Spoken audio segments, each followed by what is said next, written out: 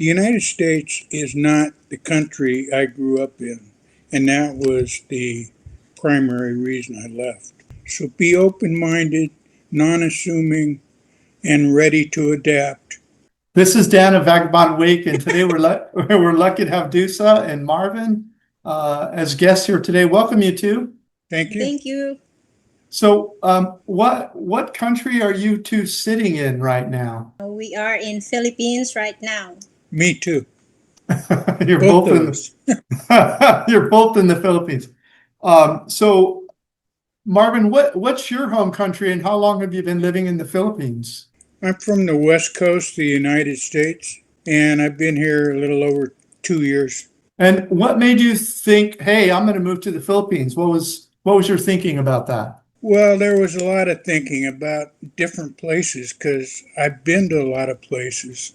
But a couple things that boiled it down to the Philippines. One was the English capability, say, compared to a lot of other places. Europe was not on the map with the exception of Italy, but I was sure Italy would cost more, quite a bit more. And then finally was a friend from years back. Her name was Vida. Vida was from the Philippines, and the way she talked, it left me a good impression, and I thinking I ought to go there. So anyway, all that put together, I ended up here. So 𝗬𝐶, how did you two meet? We met in a certain dating app, the Christian Filipina. Christian Filipina. And how did you two find out about that website? It was recommended by a friend of mine, and I don't know about him. How about you? I forgot. I don't remember. And so you two met on Christian Filipina. Were you in the U.S., Marvin, when you met 𝗬𝐶 on Christian Filipina, or were you already in the Philippines? Or I was in the U.S. Okay. And so how long did you two chat on before you met in person? Well, my memory says about 4 months on and off. Yeah? Yeah, it was on and off. So you chatted for about 4 months and then you thought, hey, I better go over and meet 𝗬𝐶. Well, no. No? Part of the on-off was when I came here, I didn't have any specific person to meet. My plan was to visit the different areas of the Philippines and figure out which one I liked best for establishing a residence. And as I went from place to place, more on and off conversations occurred, and somewhere in there I decided, well, I better go see this person. Yeah, Right. we don't have relationship when he was in his country. We don't have relationship yet. Okay. We had when he was in Manila. So now you're in the Philippines and you live together now. You're married, is that right? Yeah. Yes. Okay. And so people watch my channel because they're curious about moving overseas, what it costs, that sort of thing. What do you typically spend in a month to live there for the two of you? Well, we spend a lot more than we need to because there was a lot of house improvements to make.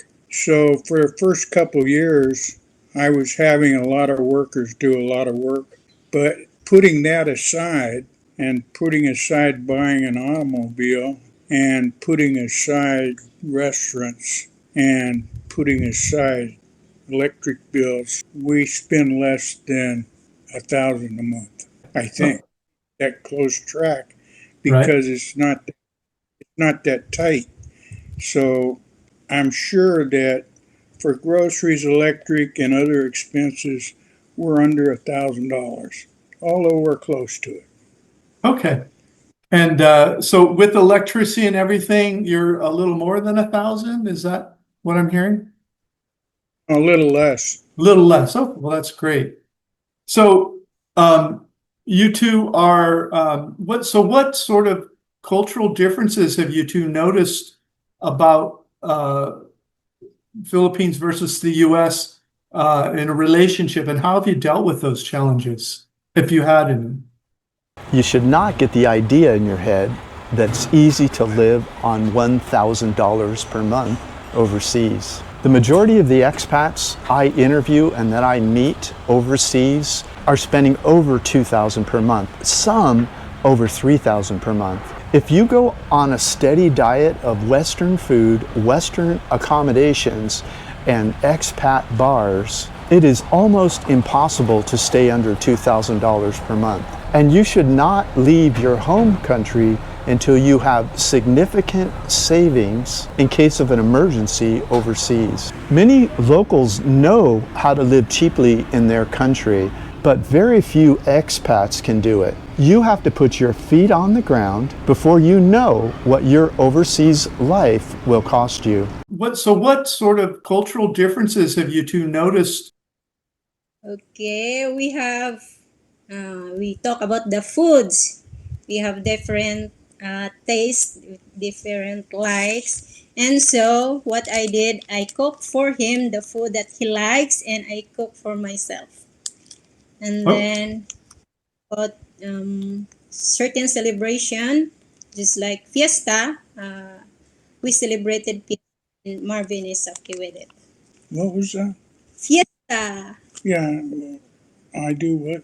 You are okay with it. Oh yeah, I'm okay with it.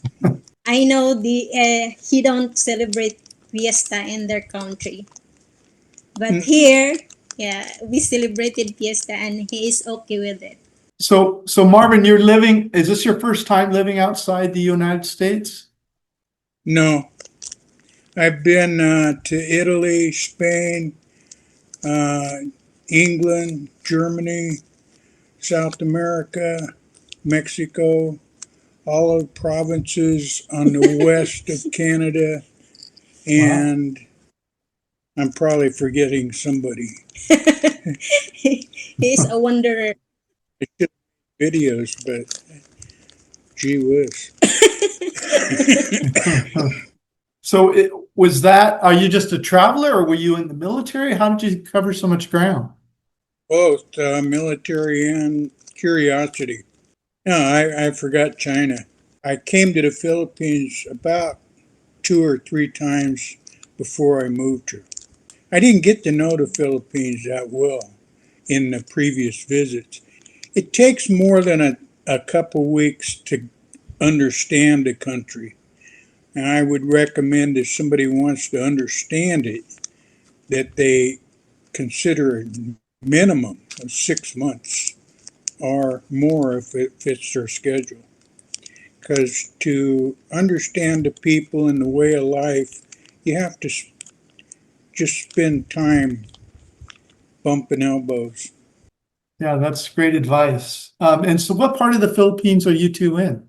Bohol. Bohol. Oh, nice.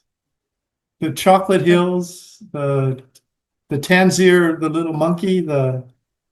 𝗪cie. Have you been here also in Bohol? Yeah, well, I've been, I think, 19 cities all over the Philippines. It's a beautiful country. Yeah, we were in Panglao and Bohol. We rode a motorcycle around Bohol. It's very nice. And so how would you characterize life in the Philippines compared to the U.S., Marvin? Well, it depends what you're looking at. In terms of convenience, the United States is more convenient for just about everything, because the United States is built on a sell-it culture, make some money, and everybody's trying to do that. So there's a money trap every corner you go to. In the Philippines, find what you want, and chances are you won't, unless you know where they hide things. Signage is not that prevalent, and you really get to know where some things are either because you stumble across them or somebody explains where it is. And that's, like some stores will have things you want, and you have to go to another store just like it to find the other things you want. So it's hit and miss. Being retired is no big deal because you're not in a rush. In the United States, you're in a rush no matter where you are no matter what your status is, and that gets old. But more than anything, the United States is not the country I grew up in, and that was the primary reason I left. Does the Philippines feel more like the US was when you were a kid, maybe, or?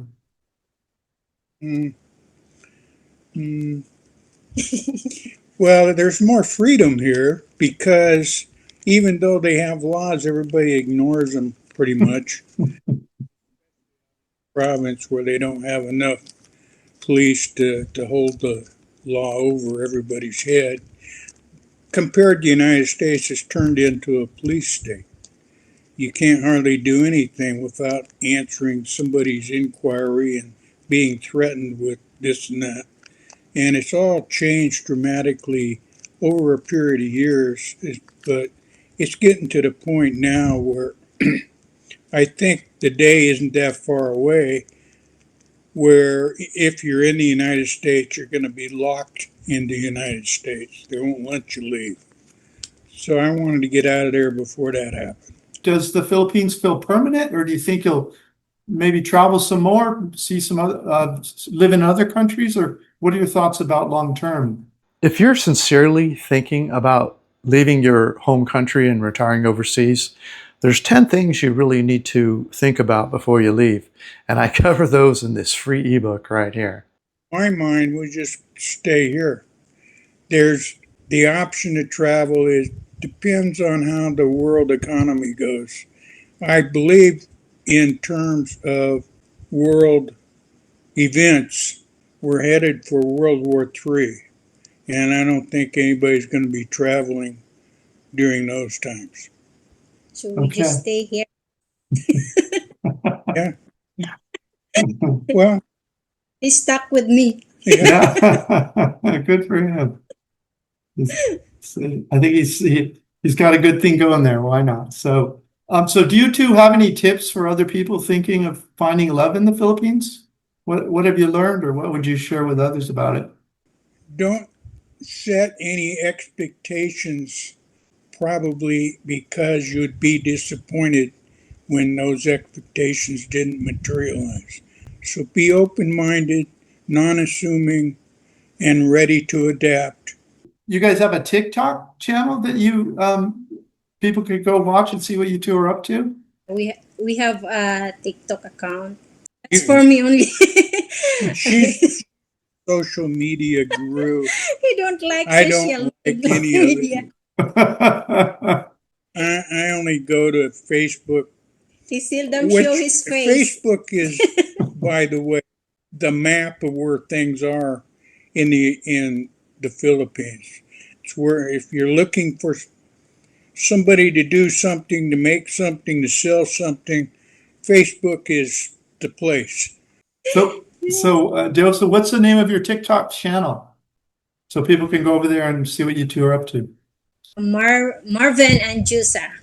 Would you say thumbs up for a Christian Filipino? Would you do that again? Is that a good way to find love? Definitely recommend Christian Filipino. The main reason is they have a lot of fake profiles, and if one shows up, they get rid of it pretty quick. They're on top of that. Whereas the other sites, you don't know.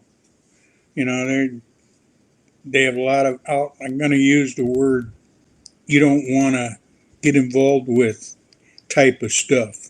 Yeah. Whereas Filipinos is only there for introducing legitimate couples. Two legitimate couples are people that, everybody's above board for the most part. And that's why I'd recommend it. Very cool. And so it's just christianfilipino.com, is that it? I think so, yeah. Christian Filipina. Very cool. Well, thanks for coming on the channel and telling people your story and telling how you met. We really appreciate it. Come back and visit in a few years. Tell us how things are going. Okie dokie. I have interviews with over 140 people that have retired overseas, and you'll learn a lot if you watch them. Watch this video right here about that, and make sure to grab that free ebook.